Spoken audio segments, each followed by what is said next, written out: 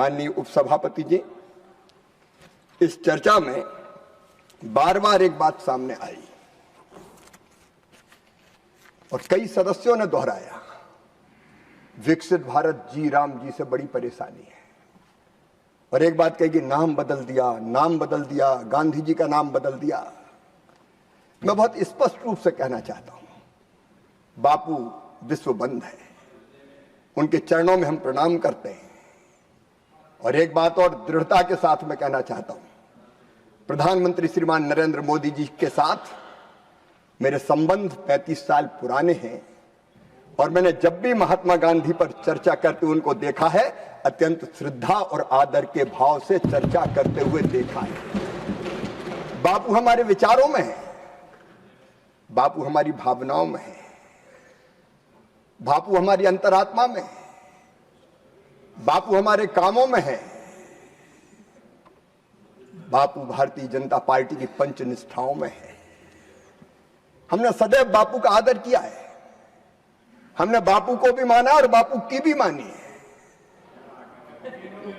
कुछ लोग ऐसे जरूर है जो नाम कह लेते हैं बापू बापू बापू, लेकिन कभी बापू की नहीं मानी। माननीय उपसभापति महोदय, बापू जी ने तो कहा था कांग्रेस भंग कर दो, विसर्जन कर दो, विसर्जन करो, आजादी देश को प्राप्त हो गई, अब लोक सेवक संघ बनाओ, प्लीज और राजनीतिक दल अगर बने। सुन लीजिए सर, उनका इतिहास आप सुन लीजिए अपना प्लीज। अभी तो मैंने प्रारंभ भी किया है उपसभापति। नहीं, ये सही नहीं। आप सब लोगों ने बोला, इन लोगों ने सुना, आप इनको सुनिए। नहीं, जयराम जी आप बैठ जाए प्लीज, बोले। लेकिन प्लीज, आजादी की लड़ाई की पूंजी को अपनी पार्टी के खाते में जमा करने के लिए कांग्रेस जीवित रखने का अपराध किया तो कांग्रेस के तत्कालीन नेतृत्व ने किया। आपने कब बापू की मानी? देश का विभाजन बापू के विचार की हत्या थी। देश में आपातकाल लगाना 1975 में, यह बापू जी के विचार की हत्या थी। ऐसा भ्रष्टाचार भयानक, मेरा विषय नहीं है, मैं आज इस पर विस्तार से चर्चा नहीं करूंगा। क्या बापू के विचार की हत्या नहीं थी? मैं माननीय उपसभापति महोदय आज फिर अपनी वचनबद्धता दोहराता हूं, अगर हमारी सरकार चल रही है तो पूज्य बापू जी के विचार, पंडित दीनदयाल उपाध्याय जी के विचार। दीनदयाल जी कहा करते थे, मानव जीवन का अंतिम लक्ष्य परमात्मा की प्राप्ति। और परमात्मा कैसे मिलेगा? वो कहते थे, मैं नहीं जानता कि मंदिर में जाके अगर आप भगवान की आरती उतारोगे तो प्रसन्न होकर दर्शन देगा कि नहीं देगा। मैं ये भी नहीं जानता कि तीज और त्योहारों पर व्रत और उपवास रखोगे तो नारायण प्रसन्न होकर दर्शन देगा कि नहीं देगा। मैं ये भी नहीं जानता कि हिमालय की कंदराओं में बैठ के घनघोर तपस्या करोगे तो परमात्मा दर्शन देगा कि नहीं देगा। लेकिन मैं अच्छी तरह जानता हूं कि यदि दीनों की सेवा कर ली, दुखियों की सेवा कर ली, अरे अगर गरीबों की आंखों के आंसू पहुंच दिए तो गरीबों की उन्हीं आंखों में तुम्हें साक्षात नारायण के दर्शन होंगे, साक्षात परमात्मा दिखाई देगा। दरिद्र ही नारायण, जनता ही जनार्दन है, ये पंडित दीनदयाल उपाध्याय जी का कहना था। माननीय उपसभापति महोदय, पंडित दीनदयाल जी हो, डॉक्टर श्यामा प्रसाद मुखर्जी हो, जिन्होंने कहा था कभी एक देश में दो निशान, दो विधान, दो प्रधान नहीं चलेंगे, और वो संकल्प पूरा किया आदरणीय नरेंद्र मोदी जी की सरकार। लोकनायक जयप्रकाश नारायण, अटल बिहारी वाजपेयी जी हो, लाल कृष्ण आडवाणी जी हो, उनके विचारों के आधार पर हमारी सरकार चल रही है। विकसित भारत जी राम जी आए। अब कांग्रेस के मित्रों को बड़ी तकलीफ हुई, मनरेगा खत्म कर दी, गांधी जी का अपमान कर दिया। माननीय उपसभापति महोदय, कितनी योजना ऐसे आई, काम के बदले अनाज योजना, संपूर्ण ग्रामीण रोजगार योजना, उसके बाद जवाहर रोजगार योजना। जवाहर रोजगार योजना भी कांग्रेस की सरकार में आई थी, स्वर्गीय जवाहरलाल जी नेहरू के नाम पर। अब जवाहर रोजगार योजना आई, बाद में उसी सरकार, बाद में उन्हीं के नाम पे फिर दूसरी योजना नहीं बनी, नरेगा बना दी। अगर केवल नाम बदलना अपमान है तो सबसे पहले अपमान किया स्वर्गीय पंडित जवाहरलाल नेहरू जी का कांग्रेस ने, यूपीए की सरकार ने उस समय किया। क्या नाम बदलना किसी का अपमान होता है? और बाद में आपने नरेगा से मनरेगा, और महात्मा गांधी का नाम भी पहले नहीं रखा, पहले तो नरेगा ही थी, लेकिन जब वोटों की फसल काटनी थी तो वो नरेगा मनरेगा हो गई। आपको ना गरीब से लेना था ना मजदूर से लेना था, आपको तो अपने वोट से लेना था। नाम बदलने से अपमान नहीं होता। और जहां तक नाम का सवाल है, कितनी योजनाओं के नाम माननीय उपसभापति महोदय, मैं निवेदन करना चाहता हूं, एक परिवार के नाम पर महात्मा गांधी नहीं, गांधी जी से भी गांधी जी को चुराने वाले लोग भी हैं, एक ही परिवार के नाम से। नकली गांधी। ये मेरे पास रिकॉर्ड है, 600 सरकारी योजनाओं के नाम स्वर्गीय पंडित जवाहरलाल नेहरू जी, स्वर्गीय इंदिरा जी और स्वर्गीय राजीव जी के नाम पर रखे गए हैं। महात्मा गांधी की ये पूरा रिकॉर्ड है, अलग अलग योजनाओं के नाम। माननीय उपसभापति जी, 15 scholarship, 15 national park museum, 5 airport या बंदरगाह, अनेकों योजनाओं के नाम, 16 राजीव जी के, 8 इंदिरा जी के, 3 जवाहरलाल जी के, और उसके साथ माननीय उपसभापति महोदय 74 सड़क जगह इमारत, 51 अवार्ड, 37 संस्थान चेयर फेस्टिवल, 39 चिकित्सा संस्थान और अस्पताल, शैक्षणिक संस्थानों में 55 के नाम स्वर्गीय राजीव जी पे, 21 के इंदिरा जी पे, 22 के नेहरू जी पर, खेल टूर्नामेंट या ट्रॉफी वो भी खिलाड़ियों के नाम पे नहीं, 23 राजीव जी के नाम, 4 इंदिरा जी के नाम, 2 पंडित नेहरू जी के नाम पर, और राज्य सरकार की योजनाओं के नाम भी 25 राजीव जी, 27 इंदिरा जी, कुल 52। अगर आप कहें तो इन योजनाओं के नाम मैं पढ़ देता हूं। कहां बापूजी में श्रद्धा थी, आपने तो एक खानदान के नाम पर नाम रखे।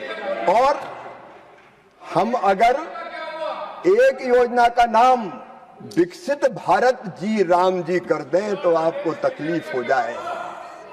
आखिर राम के नाम में क्या आपत्ति है? माननीय उपसभापति जी, जैसे ही मनरेगा के जगह दूसरी योजनाओं विकसित भारत जी राम जी की बात आई, तूफान खड़ा हो गया। कांग्रेस ऐसा लगा कि भूचाल ला देगी, संग्राम होगा, संग्राम नहीं महासंग्राम, याचना नहीं अवरण होगा, संग्राम महाभीषण होगा। माननीय उपसभापति महोदय, मैं भी डर गया कि शिवराज पता नहीं क्या होने वाला है, धरती हिलेगी कि आसमान फटेगा। और एक फोटो देख के मैं और भी घबरा गया। महासंग्राम करते 2 महामजदूर, 2 महामजदूर, सर पर गमछा, कंधे पे कुदाल। पॉइंट ऑफ ऑर्डर बता चलो, क्या पॉइंट है?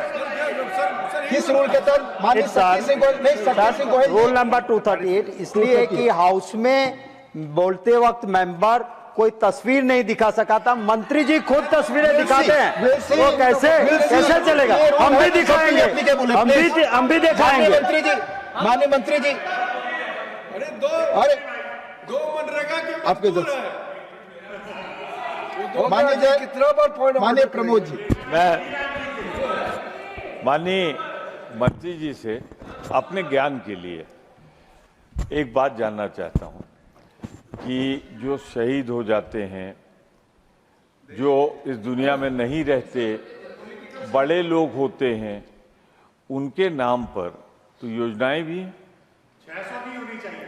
और प्लीज गांधी जी के कितने रखा? एक मिनट गांधी जी के कितने रखा? वल्लभ भाई पटेल जी के एक मिनट, रखा? सुभाष बाबू जी का नहीं ये बहस अलग जा रही है। माननीय प्रमोद जी, अब खत्म करो, ठीक। नहीं नहीं, बहस दूसरी तरफ नहीं जाएगी, आप अपनी बात रखिए, माननीय मंत्री जी को बुलाएंगे। अच्छा कि आपने डांट के बैठा ठीक, थैंक यू। माननीय मंत्री जी, माननीय मंत्री जी, मानी मेरी बात हो गई, आपकी बात पूरी हो गई। नहीं आई, हो गई, वो बीच में आ गई, इसलिए मैं नहीं कह पाया। तो मैं फिर आपको प्लीज जल्दी खत्म करिए, जल्दी। मैं सिर्फ ये कहना चाहता हूँ शॉर्ट में, संक्षेप में, कि जो इस देश के महान विभूतियां होती दुनिया में नहीं रहती, उनको स्मरण करते हुए उनके नाम पे योजनाएं चलती हैं। ये जो स्टेडियम का नाम अहमदाबाद, धन्यवाद, nothing is going on record now के नाम, यस माननीय पार्लियामेंट्री टॉपिक का विषय से बाहर आकर, Pramod ji please take your, मैं क्लियर करता हूं, क्योंकि यस मैं ये क्लियर करना चाहता हूं, जयराम जी भी कांग्रेस के लोग बार बार ये मुद्दा उठाते रहते हैं। इस देश में सरकारी, जो माननीय शिवराज सिंह जी ने कहा, सरकारी कार्यक्रम, सरकारी जगह, सरकारी रोड, सरकारी मकान, ये जितना भी सरकारी चीज है, चाहे स्टेडियम हो चाहे कोई भी हो, सरकारी चीज को आप लोगों ने एक परिवार का नाम में पूरा रखा। जो लिस्ट शिवराज जी ने बताया वो भी पूरा लिस्ट अभी तक दिया नहीं है। एक जो बार बार आप लोग जिक्र करता है, वो भारत सरकार का पैसा से कोई लेना देना नहीं है, सरकार का कोई कार्यक्रम नहीं है, एक गुजरात का अपना एक निजी है, एसोसिएशन है, वो सरकारी संस्था नहीं है, वो अपने आप से एक स्टेडियम बनाया, उस पे ये टूट पड़ते हैं। ये तो पूरा सरकारी पैसा, सरकारी संस्था, सारे सरकार कार्यक्रम को ही एक परिवार के नाम में पूरा झोंक दिया है इन लोगों ने। सर माने जी, सर ये लोग क्या पाठ पढ़ाते हैं सर? स्वयं जब इंदिरा गांधी जी, नेहरू जी, राजीव जी जीवित थे तब इनको भारत रत्न अपने आप को पहना। प्लीज माननीय जोशी जी, आप बोले, बोलिए जी।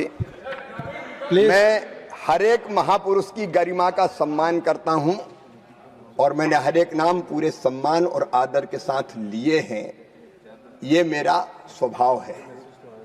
लेकिन माननीय उपसभापति महोदय, जब प्रमोद जी ने पूछा ही है, तो जिन्होंने ये उद्घोष किया था, तुम मुझे खून दो मैं तुम्हें आजादी दूंगा, उनके नाम पे कितनी योजनाएं रखी गई। महारानी लक्ष्मीबाई जिन्होंने कहा था खून की अंतिम बूंद दे दूंगी, अपनी झांसी नहीं दूंगी, कितने लोगों का नाम रखा था। पंडित राम प्रसाद बिस्मिल जिनने कहा था इलाही वो दिन भी आएगा जब अपना राज देखेंगे, जब अपनी जमी होगी और अपना आसमां होगा, कितनी योजनाओं का नाम रखा। चंद्रशेखर आजाद जी के नाम पे, शहीद आजम सरदार भगत सिंह जी के नाम पर कितनी योजनाओं का नाम रखा। मैं दर्जनों नाम महापुरुष हैं हमारा देश धन्य है। और सरदार वल्लभ भाई पटेल जिनने पूरे देश को एक किया, 650 रियासतों का विलय करके भारत को यह स्वरूप प्रदान किया, कितनी योजनाओं का नाम रखा। अगर प्रणाम करना है तो हर एक महापुरुष को प्रणाम करो, पार्टी और खानदान देखकर प्रणाम मत करो। लेकिन उपसभापति महोदय, मैं महासंग्राम की बात कर रहा था। सचमुच में मैं पहले डर गया था और इसलिए कई जगह गया, मैं ग्राम सभा में समझाया भैया बीजी विकसित भारत जी राम जी है। अब मैंने देखा संग्राम कब होगा। पहले भीषण संग्राम की तारीख 5 जनवरी तय हुई। 5 जनवरी को हमने देखा कुछ नहीं हुआ, बोले अब 8 जनवरी को होगा। 8 जनवरी को नहीं हुआ, फिर कहा 10 जनवरी को होगा। देश में कहीं संग्राम देखा माननीय उपसभापति महोदय? मैं देश भर में घूमता रहा कि कहां संग्राम है, संग्राम तो देखूं। और वो फोटो भी मैंने देखी, सर पे गमछा, कंधे पे कुदाल, लेकिन नीचे जींस का पैंट। संग्राम भीषण होगा, ऐसा मत डराया करो। माननीय उपसभापति जी, पत्ता भी नहीं हिला, पत्ता भी। ये इनका विश्वास है और ये इनकी हालत है। कहां मजदूर मैदान में उतरे, मैं पूछना चाहता हूं, कहां जनप्रतिनिधि मैदान में आए, कहां नरेगा कर्मी मैदान में आए? इसलिए माननीय उपसभापति महोदय कि मोदी जी के साथ विश्वास है, जनता है, सबका साथ, सबका विकास, सबका विश्वास और सबके प्रयास। और देश ने स्वीकार कर लिया कि विकसित भारत जी राम जी ये मनरेगा से बहुत बेहतर योजना है। और माननीय उपसभापति महोदय, वो भी बता रहा हूं पहले तो मैं ये बता दूं कि आप बड़े चिंतित थे, कई माननीय सदस्यों ने, मैं उनका आदर करता हूं, लेकिन उनकी आशंकाओं का जवाब दे रहा हूं। पहले तो कहा कि बजट में प्रावधान ही नहीं होगा, यह सरकार खत्म करना चाहती मनरेगा। बजट कहां से आएगा, राज्य पैसा कहां से देंगे? माननीय उपसभापति महोदय, मुझे गर्व है अपने नेतृत्व पर, प्रधानमंत्री श्रीमान नरेंद्र मोदी जी पर, और मैं वित्त मंत्री जी को हृदय से धन्यवाद देता हूं। पहली बार 95,692 करोड़ रुपए का प्रावधान, जो केवल केंद्र का हिस्सा है, केंद्रीय बजट में यहां किया गया। अब तक का सबसे बड़ा प्रावधान माननीय उपसभापति महोदय। और हम तो प्रावधान करते ही क्योंकि योजना लेके आए थे। ये आशंका जता रहे थे, ये आशंका जता रहे थे कि राज्य सरकार पर विकास पैसा कहां से आएगा, राज्य सरकार बजट में कहां से प्रावधान करेगी। आज माननीय उपसभापति महोदय, ये योजना इतनी अच्छी है जिसको देश की जनता ने स्वीकारा है, प्रशंसा की है। राज्य सरकारों ने भी अपने बजट में प्रावधान कर दिया। आप जानते हैं इस समय राज्य सरकारों के बजट में प्रावधान हो रहा है। मैं उन राज्यों के नाम बताना चाहता हूं माननीय उपसभापति महोदय। आप कहते थे राज्यों के पास पैसा कहां से आएगा, पैसा कहां से आएगा, पैसा कहां से आएगा। भारत की आर्थिक स्थिति निरंतर मजबूत हो रही है। केंद्र का बजट भी बढ़ रहा है, राज्य का भी बढ़ रहा है। केंद्रीय करों में राज्यों को ज्यादा हिस्सा दिया जा रहा है। और इसलिए राज्य देखिए, झारखंड में हमारी सरकार नहीं है, झारखंड मुक्ति मोर्चा और आपकी सरकार है। बजट में प्रावधान कर दिया 1986 करोड़ रुपया। केरला हमारी सरकार नहीं है, लेफ्ट की सरकार है, प्रावधान कर दिया 1000 करोड़। पंजाब में संजय भाई हमारी सरकार नहीं है, आपकी सरकार है, प्रावधान किया 610 करोड़ 40 लाख रुपया। जम्मू कश्मीर, हमारे मित्र कह रहे थे पैसा कहां से आएगा, वहां केवल 10% देना है राज्य को, 216 करोड़। हिमाचल प्रदेश, प्रमोद जी हमारी सरकार नहीं है, कांग्रेस की सरकार है, कांग्रेस की। आप कह रहे थे पैसा कहां से आएगा, हिमाचल ने प्रावधान कर दिया 143 करोड़ रुपया, सोचो, कांग्रेस की सरकार ने। मिजोरम में 130 करोड़ रुपया, तमिलनाडु ने प्रावधान किया, तेलंगाना प्रावधान कर रहा है, उत्तर प्रदेश 4578 करोड़, छत्तीसगढ़ 4500 करोड़, मध्य प्रदेश 4171 करोड़, बिहार 1892 करोड़, राजस्थान 4000 करोड़, आंध्र प्रदेश 3840 करोड़, उड़ीसा 2230 करोड़, आसाम 108 करोड़, मेघालय 800 करोड़, गुजरात 600 करोड़, मणिपुर 259 करोड़ 60 लाख, त्रिपुरा 173 करोड़, हरियाणा 148 करोड़, नागालैंड 118 करोड़, अरुणाचल प्रदेश 48.2 करोड़, उत्तराखंड 42.3 करोड़, सिक्किम 18.88 करोड़, गोवा क्योंकि उसमें गांव ही बहुत कम है 2.8 करोड़, महाराष्ट्र ने प्रावधान कर दिया। केवल एक सरकार रह गई जिसने प्रावधान नहीं किया, जयराम जी, वो है कर्नाटक सरकार। यही एडवाइस किया है जयराम जी ने। कर्नाटक में शायद दादागिरी कर दी खड़गे जी ने, डरा दिया सिद्धरामैया जी को, कर मत देना, हमने विरोध किया, कर मत देना, हमने विरोध किया, कर मत देना, हमने विरोध किया है। अब मुझे तो कांग्रेस की नीति, नेता और नियत ही पता नहीं चलती क्या है। एक नेता बजट में प्रावधान कर रहा है, एक मुख्यमंत्री बजट में प्रावधान करते हैं, दूसरे मुख्यमंत्री बजट में प्रावधान नहीं करते। ना नीति, ना नेता, ना नियत। कांग्रेस की हालत ये हो गई है कि एक दिल के टुकड़े 1000 हुए, कोई इधर गिरा, कोई उधर गिरा। ये कांग्रेस की स्थिति है। कोई प्रावधान कर रहा है, कोई नहीं कर रहा है, कोई मान रहा है, कोई नहीं मान रहा है। अब कांग्रेस की हालत क्या है, आप सोच के देखिए।